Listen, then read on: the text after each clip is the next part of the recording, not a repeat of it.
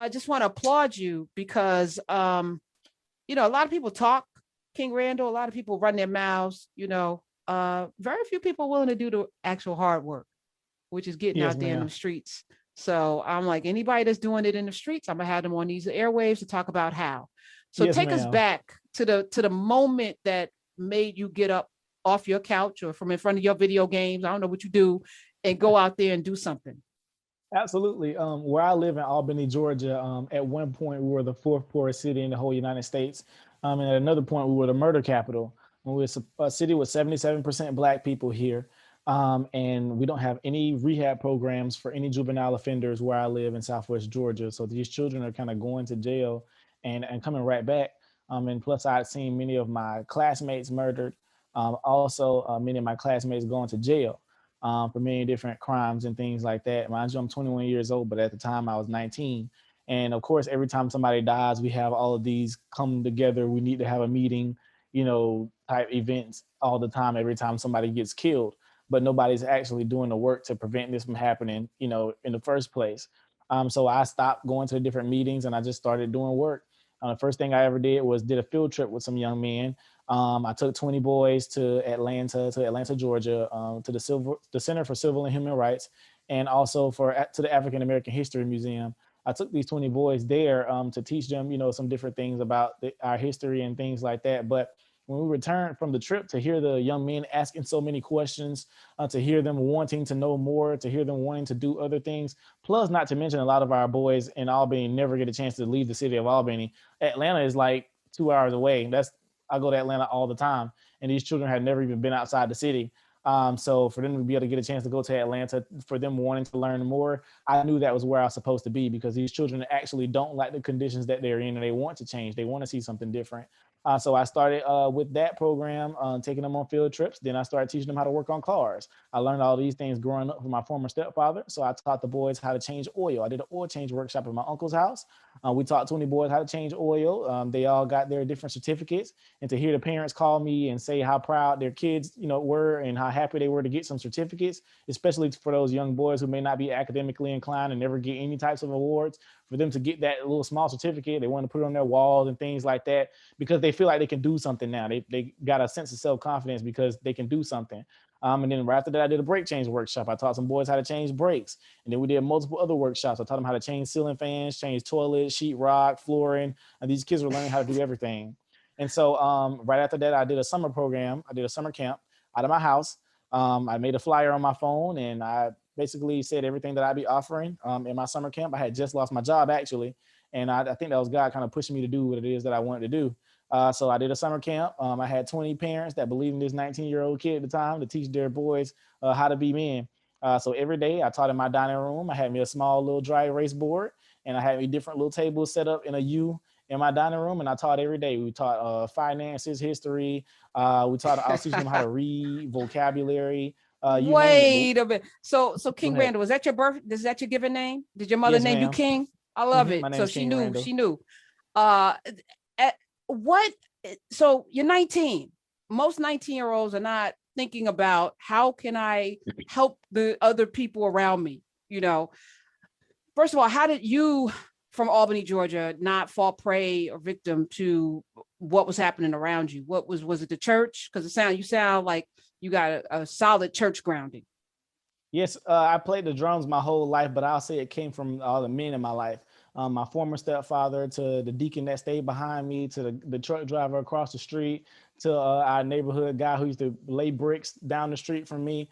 All the men in my life, built me into who I am. I believe men are extremely important because I grew up in the hood. However, we had a nice house. We had a nicer house. My mom always tried to keep it up. We didn't just look all run down. We didn't look like we belonged there. But, I grew up in that type of neighborhood, but I was taught, correctly by the men in our neighborhood. We had us a little village. We had the truck driver across the street. We had my deacon that stayed behind me, my former stepfather, and guy down the street who used to sell candy and stuff. Instead of a candy lady, we had a candy man, call him Pie Man. So go down there and go buy, oatmeal pies and stuff like that. So we called him Pie Man. But yeah, the men in my life are, who taught me what I know, and are the reason I think the way I think. Was there one kid that pulled you in? where you were like, I got to do something and then that snowball from there? Was there one instance, King Randall, that put you in this space? My little brother. My younger brother, I'm an only child on my mom's side, but my dad has multiple children. And for this little brother, he's second oldest, and I'm the first oldest, but he's 15 now. But at the time, I think he was about 13, 12 or 13 when I came back into his life. And I never really worried about him because, he was with his mom and his mom is strict. And, she made sure he was always on his grades and, all that. So I never really like worried about him. I used to come to his birthday parties and stuff like that. But she called me one day. She said, "King, I don't know what's going on with him. He going crazy, touching on little girls." And I'm like, whoa, whoa, whoa, whoa, whoa. I'm like, this is the same QJ like that used to make all the good grades and used to be all preppy and stuff like that. So I came and found him, and he was just wild. Like he was sagging and all that goodness. He just turned into he was turning into this little thuggish kid or whatever like that. But he was only 13 at the time. So and he was getting fat. He was getting really big and stuff. And I'm used to him being skinny. And he's taller than me, by the way. He's about 6 feet. His mom is about 6 feet tall. He's about 6'1" now. But I'm only 5'7". So I'm used to him like being this slim kid and stuff like that. But he was getting fat and his hair was all messy. And it was a mess. So I came back into his life. I started teaching him. Of course, I do believe in hardcore discipline. I don't have to touch him, but I do a lot of hardcore exercising and things like that. So I started disciplining him. I started training him. I started having him around me more, and to see the change within a week, with him, he turned from the teacher's like most like hated kid to the best kid. He started wearing suits to school like I did when I was in high school. He brought his grades back up. He's like first chair of trombone in the band. I mean, he's turned into like this awesome kid. And like when people see him now, like he think he's grown because of how he acts and how he talks. But I trained him, I taught him, exactly, what I believe a man should be. But also he tries to emulate me a lot. So I pay attention to him so that way I can see what I need to fix about myself. Because he tries to emulate me to a T. So I'm always on my P's and Q's, in regards to him, because he's always watching me and everything that I'm doing. But now I'm glad that he's getting older and in high school. Now he's developing his own personality now. Like he's being himself now, which is what I'm loving. So he has a good foundation, and now he's becoming, his own person, and I'm loving, what I'm seeing from him. Of course, you still have like those little teenage issues, but for the most part, he's a stand-up, young brother, and I'm definitely glad. But he is really what started me, and seeing the change I made on him definitely made me really want to get into what I'm doing now. King Randall is here, new emerging king. You can follow him there, new emerging king, and the X for boys.org. Which he's also the founder of X for Boys. Where'd you get that X for Boys? What is that? Yeah, so that's the name of the organization. I call it the X for Boys. So the letter X means unknown, kind of like in a math problem. So you have to solve for X. And so our motto is let us make man. And this is the X for Boys. So we're solving for X and teaching boys how to be men. I'm not mad at this. 866-801-8255. There are some people who are mad at you. They absolutely. They don't. I mean, but you know what? I always feel like if you're not willing to do it, then don't criticize it. And it's not for everybody. But if it's working, I don't live in Albany, Georgia. I don't have children in Albany, Georgia. We will always complain about things when we're not necessarily out there doing it. And if it's making a difference, I'm seeing these young men. And listen, we were talking about hair earlier. I feel grown people should wear their hair however they need to wear it, as long as they can get the job done. But young people need discipline and structure and things that, unfortunately, we don't necessarily have a lot in abundance, and especially in our school system where very few leaders, teachers look like the kids that are being taught. And so Absolutely. For you to be so young, and yeah, you got a lot of growing to do, but Absolutely. How do you handle the criticism that you receive, and what is the criticism? I'm just... Well, I don't respond to any negativity at all. So some people just want me to respond to them, but I'm not going to give you any of that press. But of course, I tell people all the time, I mean, you can argue and disagree with me, but you can't dispute the results. We have many results. Our children are changing. We have a 0% recidivism rate. Meaning every child that's come to our program from jail has never been back. We have an 86% reading comprehension rate. Our children are learning how to read, coming from children who didn't know how to read at all.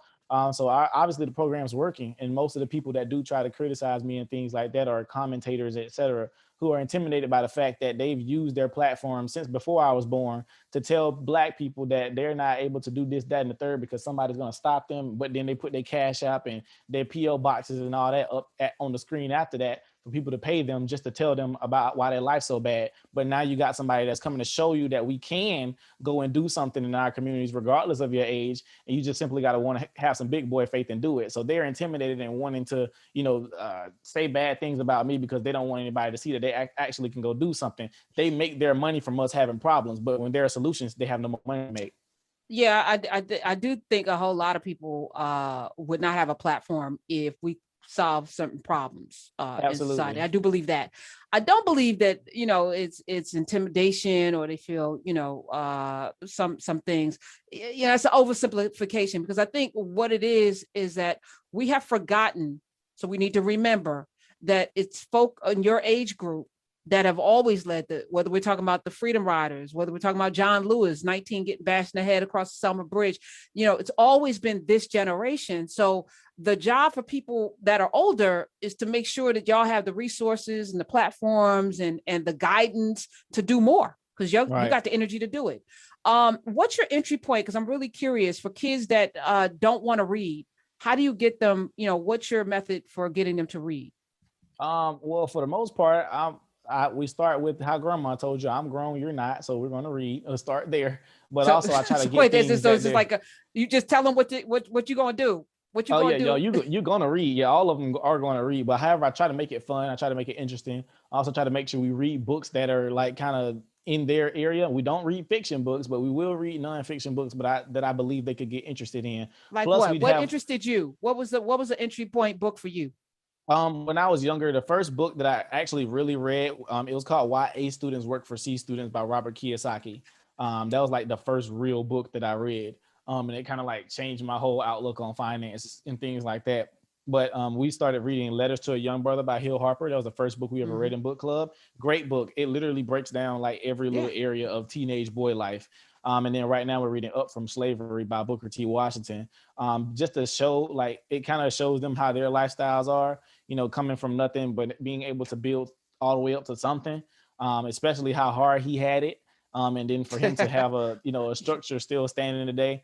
I believe that's extremely important. But we have spelling tests, we eat, pizza and all that stuff, but they enjoy getting that little break from mom during the week and stuff like that. So book club is really interesting. I try to keep it fun for them and they love coming around me. Like I said, I try to make it really fun. So it's not really like I have to force them to read. They'll come, and sometimes when they first get there, they're skeptical, obviously, because it's books. But then when you actually get into it and, start having fun and we talking and having conversation, learning vocabulary words, it gets fun. So what's your day to day? So you were working where, and then you lost your job, and then you started doing this. So what is your day to day? And we're talking with King Randall. New Emerging King is where you can follow him. The xforboys.org. What's your day to day like? So I was driving a forklift at the time, but I just lost my job.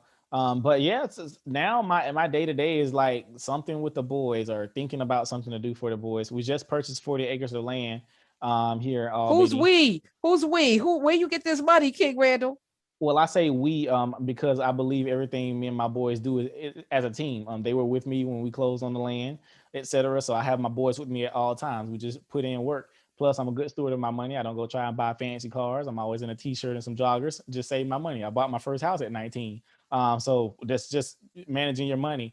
But yeah, we purchased the 40 acres. We just closed on it last week. But my every day is constantly doing something with the boys or constantly thinking about something to do with the boys. Right now I'm on a little hiatus with them. We're just doing book club right now because we're about to get into our summer program. Our summer program, the boys will be building 2 houses for the summer, 2 small 500 square foot houses. It'll be 40 boys, 2 teams of 20, and it'll be competition style. Lowe's will be sponsoring this project for us. Are you filming it? Yes, it'll be a documentary over it. Yes. Yep, it'll be a documentary. Yes, Who ma'am. You looking at over there? Who's there? Oh, I'm looking at you. My screen's over here. Oh, don't look at me. Look over here. Look over here. King Randall. All right, this is fascinating. All right, so you got sponsors, because I was going to ask you the source of your money, because to do the things you're doing requires income, and you should have income. You should have money to do the things. No one should go broke helping our kids. So Lowe's has come in and they're sponsoring your competition to build homes. Mm-hmm. Yeah, Who we who's pitched the it to them. expert? Who's the expert? All right, so well, I of course I'm a handyman. I can build a house. I was taught as a kid. However, we'll have some contractors, actual contractors, come in from construction companies to help them build the houses because obviously they can get the permits and stuff like that. But they'll be instructing the boys day to day. Like I said, it'll be small 500 square foot houses, nothing really big. It's just something that they can learn plumbing, learn HVAC, learn electricity, all that Wow. goodness, in the house. And then we'll donate these two homes to two homeless veterans. But they'll be building these two houses on the land that I just purchased as well.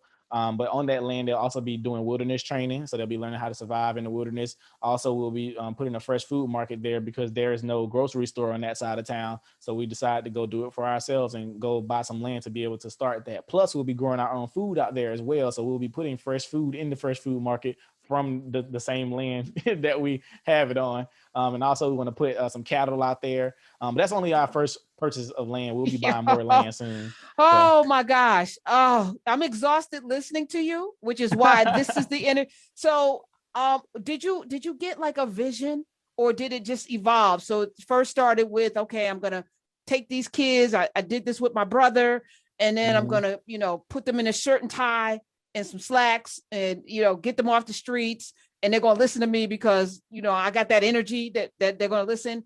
And then it evolved from there, or what did this pandemic do? How did that accelerate or decelerate your vision? Well, that's exactly what happened. Like I started organization. I'm like, I'm just gonna help the kids. We're gonna do stuff day to day. Blah blah blah. But once I got into it, I was like, man, I need to start a school or something like one day because these kids don't know nothing. I'm just like, this is absolutely ridiculous. Like, how you guys in ninth and 10th grade, et cetera, and you guys can't even read a book. I'm like, how does this even work out? How you guys can't read and write. But anyway, so I had said, like 2 years ago, I wanted to open a school, but I was told them, I was like, I don't know how we're gonna do it. We're gonna make it happen one of these days. So it just kept doing work. I went broke a few times. My lights got cut off, etc. The boys that I had come live with me during the 2020 summer camp, I had 6 boys come live with me because it was coronavirus at the time and I didn't know what was going on. So I was like, well, they got to come live at my house. I put some bunk beds in my living room and we made it happen. But we was eating like hot and ready pizzas and beanies and weenies, noodles. But I had to make it happen. I wanted to do it. But we made it happen. So we started from being broken. We had to push forward to make it happen. But yeah, so I told them, people started telling me I should start posting on social media. And I could, because I was posting, but I wouldn't like really like actively, saying what we were doing every day because I was too busy consumed in the work. But people was like, you got to start posting because it's special. So I started posting more. And I posted on Twitter one time and it went like mini viral and people like started seeing what we were doing. It was like, you guys should make a GoFundMe account or something like that. Mind you, this was last year. So I was like, all right, I'll make a GoFundMe account. I made a GoFundMe and we raised like $20,000 like the first week. And I was like, okay, all right. Well, I said we wanted to open a school, so I guess I'll go building shopping. So I started looking for buildings. I was like, we got enough for like a little small down payment. So I started looking for buildings. I was gonna do like some little storefront school or whatever like that. And I found a nice size building. It's actually 15,000 square feet. And we was looking at that building. We made a promotional video about it. I mean, we was all in on this building. Of course, it wasn't a school, but we were gonna make it into a school. So fast forward from there, everything fell through with that building. Nothing happened like it was supposed to. Plus, we had a lot of work that we were going to have to do on this building. But we canceled on it because some of the things weren't lining up with what the owners were saying and things like that. So I was kind of like at a standstill. But then somebody reached out and was like, "Have you reached out to the school superintendent about any old school buildings?" I was like, "Oh, I didn't even think of that," because I was like, "I need a school." So I reached out to him and he was like, "We got 3 buildings up for demolition." And I was like, "All right, can I tour one of them?" He said, "Yeah."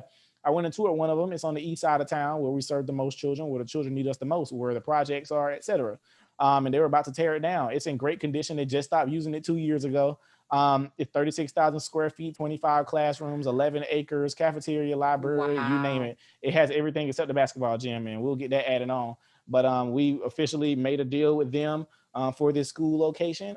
We have to get it renovated and things like that, but we'll be opening for instruction this fall. But the boarding school portion of the school won't open until next year because you have to get the necessary licensing, get their sleeping quarters together, etc. But we'll be opening a boarding school. But all this just evolved. Like everything that you're hearing right now that's happened, it's happened less than a year. Like all this started in like October of 2020, and then like it's till now. It hadn't even been a year yet. How fast everything's happened for us, and so now my visions are just just keep coming back to back to back, you know, because I got new stuff I'm thinking about now. Okay, well, we can do this and we can do that. But then when that happens so fast, I'm like, okay, well, we can do this and we can go do that. You know, so I'm just constantly thinking of how can I improve the boys' lives more and more? What can we do next? What can we do more? And like I said, it's just eradicating all these excuses that we've been given, you know, the entire time we've been here as to why we can't do anything. You just got to get up and do it.